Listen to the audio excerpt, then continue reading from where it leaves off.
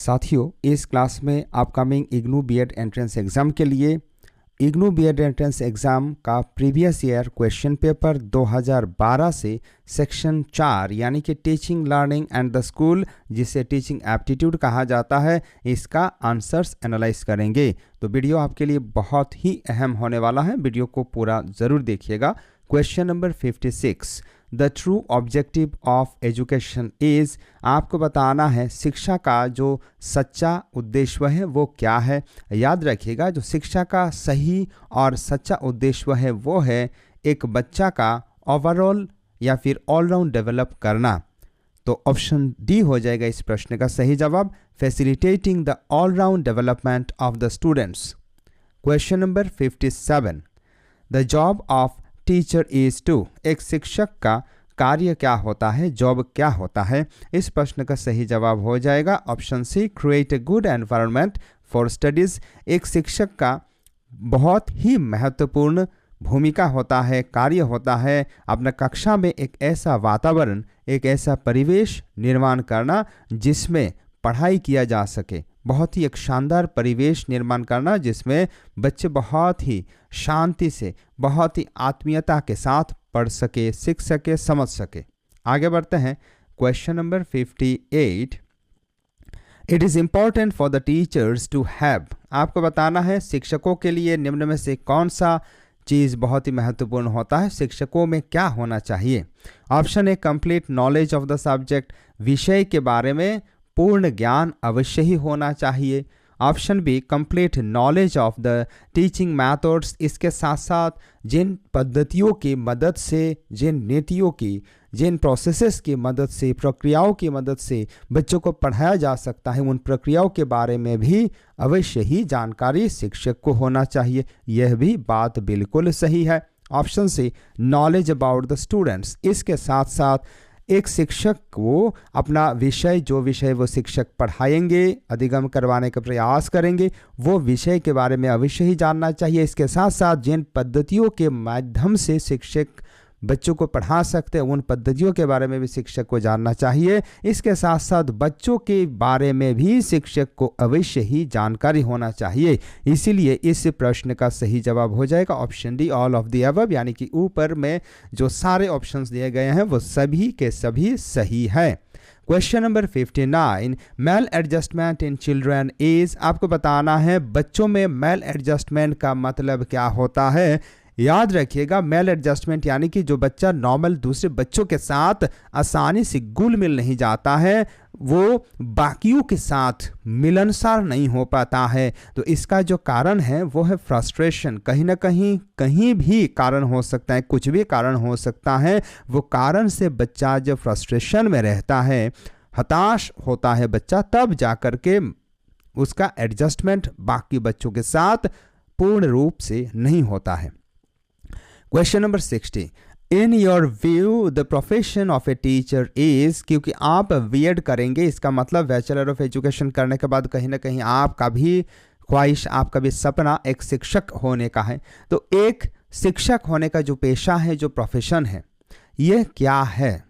इस प्रश्न का सही उत्तर हो जाएगा द बेस्ट, क्योंकि शिक्षक का एक प्रोफेशन ऐसा एक प्रोफेशन है जो सर्वश्रेष्ठ माना जाता है। हालांकि हमारे भारतवर्ष में ये सर्वश्रेष्ठता सिर्फ और सिर्फ किताबी ज्ञान के रूप में ही बहुत ही शानदार सुनने को हमें महसूस होती है। प्रैक्टिकली वो अलग है, क्योंकि आप जब शिक्षक बन जाएंगे तो आपको बीएलओ का काम करना पड़ेगा, कोई वैक्सीनेशन का आएगा तो वो भी आपको करना पड़ेगा, प्रधानमंत्री आवास के बारे में आपको ही रिसर्च करना पड़ेगा, वो सर्वे बोलते हैं ना, वो करना पड़ेगा, लोक गणना, आदमशुमारी जिसे कहते हैं सेंसस, वो भी एक शिक्षक को ही करना पड़ता है, इलेक्शन वो भी एक शिक्षक को ही करना पड़ता है। बहुत सारे इधर उधर के कार्य हैं जो शिक्षक को करना पड़ता है, ठीक है।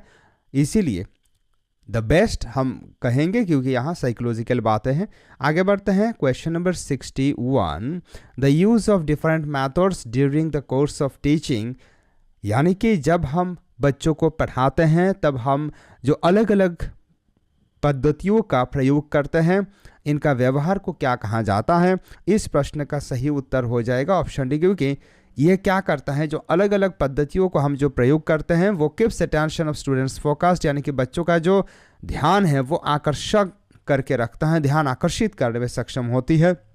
इसके साथ साथ जो भी हम पढ़ाते हैं कक्ष में, जो भी हम वार्तालाप करते हैं, इंटरेक्शन करते हैं, वो इंटरेस्टिंग मज़ेदार बनाने के लिए अलग अलग पद्धतियों को प्रयोग करना चाहिए। इसके साथ साथ ऑप्शन सी में help students understand concepts and topics, क्योंकि हम जब एक प्रोसेस को, एक मेथड को इस्तेमाल करते हैं तो उसके बदौलत बच्चे आसानी से उसे समझ पाते हैं। इसीलिए इस प्रश्न का सही जवाब ऑप्शन डी होगा, ऊपर का सभी। क्वेश्चन नंबर आप देखो 62, memory is a part of. बताओ मेमोरी क्या है? मेमोरी का मतलब यहाँ स्मृति शक्ति है, याददाश्त। तो याददाश्त इंटेलिजेंस का पार्ट है, इसीलिए इस प्रश्न का सही जवाब ऑप्शन सी होगा। एप्टीट्यूड का, एटीट्यूड का लेकिन मेमोरी पार्ट नहीं होता है। ठीक है, आगे बढ़ते हैं। ये इंटेलिजेंस का पार्ट है, याद रखिएगा, क्योंकि मेमोरी का मतलब है कहीं ना कहीं हम जो किए हैं उसको याद रखना। ठीक है, क्वेश्चन नंबर अब 63, looking grown up but behaving like a child is termed as. ऐसा बहुत सारे इंसान होते हैं, बहुत सारे लोगों को आपने भी देखा होगा जो देखने में तो बड़े हो गए हैं लेकिन उनका जो व्यवहार है, उनका जो आचरण है वो बच्चों जैसा है। तो इसे क्या कहा जाता है? इसे मेंटल डिसेबिलिटी कहा जाता है। देयरफॉर ऑप्शन डी हो जाएगा इस क्वेश्चन का सही जवाब। Question number 64, poor language development leads to. बहुत सारे बच्चों को आपने ऑब्जर्व किया होगा जो थोड़ा बड़े हो गए हैं देखने में, लेकिन उनका जो भाषा है, बोलने का जो क्षमता है वो कम है। वो बड़े हैं लेकिन बोलने में बड़ा नन्ना मुन्ना राही हैं, ऐसा है, छोटे बच्चों की तरह पूर्ण रूप से बोल नहीं सकते हैं। तो इसे कहा जाता है डिफ़िकल्टी इन कम्युनिकेशन। वो सही तरीके से बोल नहीं पाते हैं, बोलने में हिचकिचाते हैं। ठीक है, आगे बढ़ते हैं। क्वेश्चन नंबर 65, पियाजे वॉज ए। आपको बताना है पियाजे क्या थे। पियाजे एक साइकोलॉजिस्ट थे, सिंगर नहीं थे, ना तो ये स्पेशल एजुकेटर थे, ना तो ये पेडियाट्रिशियन थे, ये एक साइकोलॉजिस्ट थे। इन्होंने चाइल्ड डेवलपमेंट यानी कि जो बाल विकास है, इनमें इन्होंने 4 पर्याय के बारे में बताया था। दोस्तों, वीडियो अच्छा लगने से वीडियो को लाइक कीजिएगा और अपना दोस्तों में भी शेयर कीजिएगा। आपका मन में कोई क्वेरीज है तो आप हमें पूछ भी सकते हैं कमेंट सेक्शन में। Education of children with disabilities ensures better acceptance of disability and potential of children with disability for. यानी कि बच्चों को जो समस्या वाले बच्चे हैं, जो CWSN वाले बच्चे हैं, उनको क्या किया जाता है? उनको शिक्षा दिया जाता है। लेकिन उनको जब हम एक्सेप्ट करते हैं नॉर्मल बच्चों की तरह, वो क्या करता है?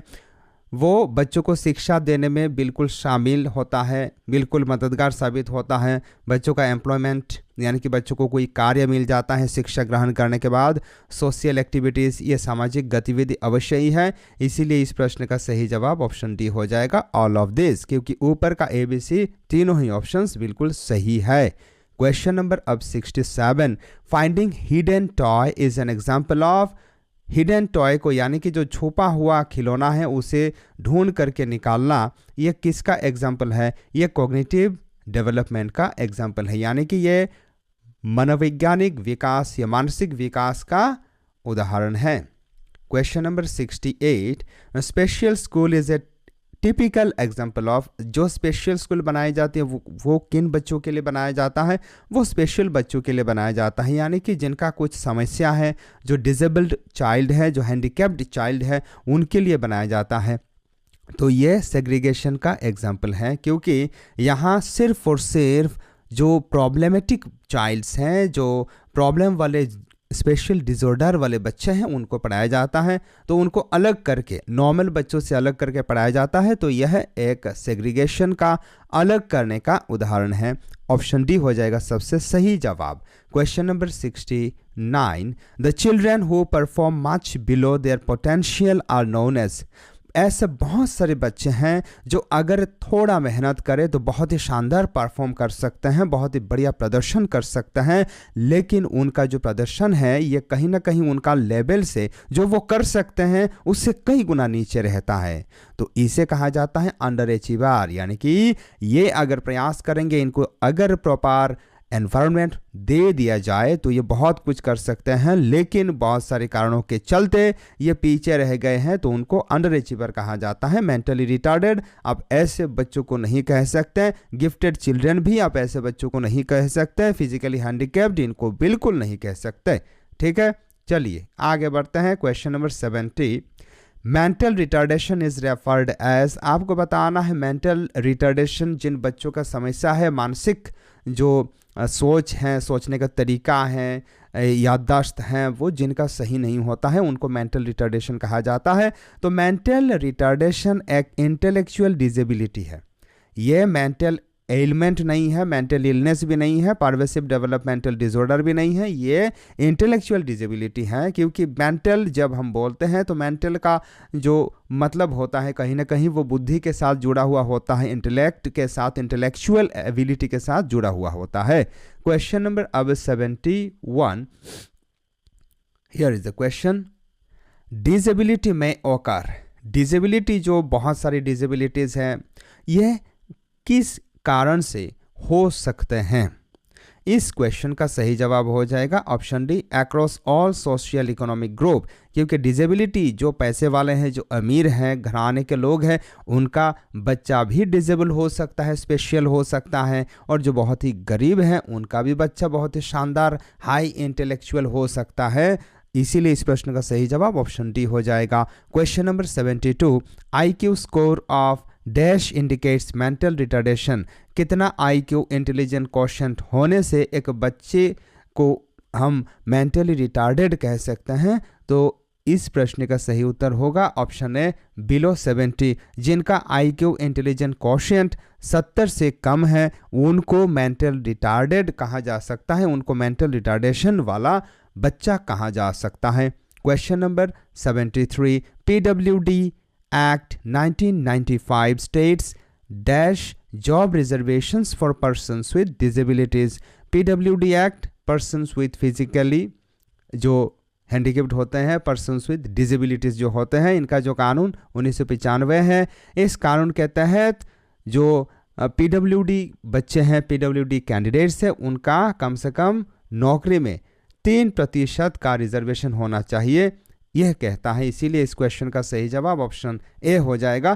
Question number 74, total communication involves, total communication में क्या शामिल होता है? Single modality, dual modality, all modalities, no modalities. तो इस प्रश्न का सही जवाब हो जाएगा ऑप्शन सी, ऑल मॉडलिटीज सभी शामिल होते हैं टोटल कम्युनिकेशन में। आगे बढ़ते हैं।